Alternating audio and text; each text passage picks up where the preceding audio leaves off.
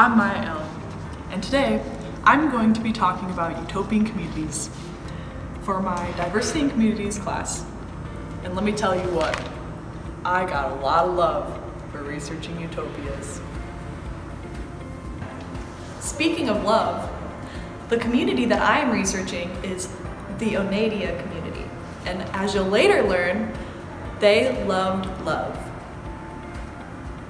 In this video, I'm going to be talking about three main things that have to do with the Oneida community. One is the Oneida community as it's being founded. The second is Oneida community at its prime. And the third is the fall/current state of the Oneida community. So come take a journey with me and let's dive in.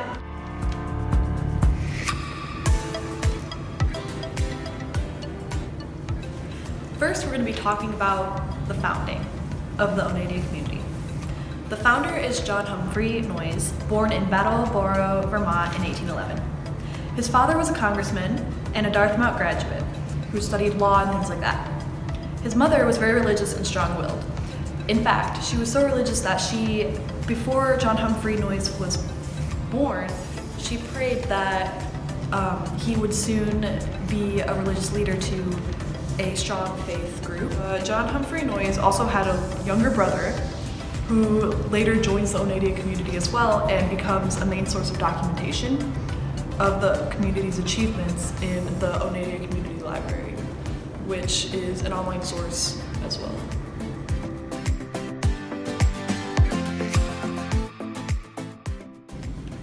And now it's time for the prime. The Oneida community was founded in 1841 in Putney, Vermont. The Oneida community was also referred to as Perfectionists or the Bible Communists. After John Humphrey's religious awakening, he dropped out of his law studies and started attending Andover Theological Seminary and Yale Divinity School. This was to enhance his theological studies and to enhance his preaching skills. John's preachings about perfectionism and that once a person gains belief, after conversion, they're free of all sin. That's basically what the perfectionism preaching was about. So as soon as a person confessed their faith, they were immediately free of all sin, and they did not need to ask God for forgiveness in his eyes. He also believed that the return of Jesus to earth was not an event of the future, but it had already occurred during the time of Christ's ministry teachings on earth. Now, here's where we get into the love part of the community. Oneida is considered one of the most complex marriage utopias. The founders' ideals concerning marriage were what made the Utopia so well known throughout communities surrounding the area. He considers love to be very important, and he decided to make the rule in his community that every woman was the wife of every man, and every man was the husband to every woman. This was because he disliked the idea that one man was committed to one woman and only loved each other instead of loving the rest of the community.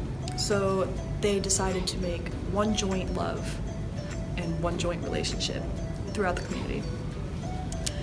The Utopia was organized into 48 groups that focused on particular activities, which were then supervised by 21 committees.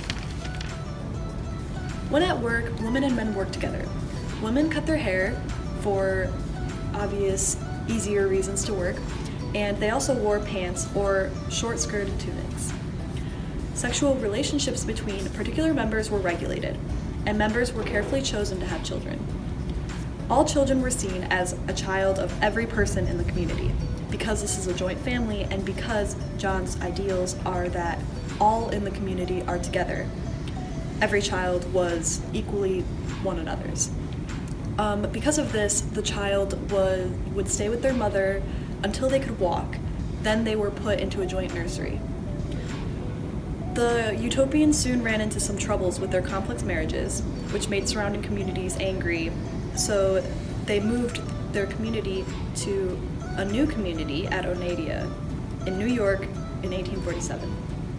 After moving, this did wonders to the community. they became more successful and truly were at their prime during this time. Now, let's talk about the fall. People started to question Noyes, especially other communities, who strongly disagreed with his marriage arrangements. Oneida's leader suggested to them that they abandon the system. Soon, the socialist organization of property also questioned the community. Following this, John Humphrey Noyes died in 1886 when he took fellow members to Canada, and the members that remained in the Oneida community at home set up a joint stock company called the Oneida Community Ltd. The stock included the continuation of the various industries that was created in the Oneida community during its prime time.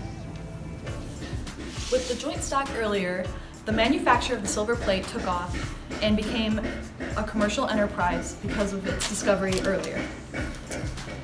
All in all, the Oneida community and John Humphrey's faith and teachings lasted from 1841 to 1879, making it last a total of 38 years. Not bad, considering its complex marriages and perfectionist ideas that weren't exactly agreed upon with other communities. The Oneida community achieved a great deal of things, including the 200-member community when it's at its prime, a greatly organized and structured work system, and even took part in the discovery of the manufacture of the steel plate. Thank you for coming on this journey with me, learning about the Oneida community. Till next time, Maya Allen, out.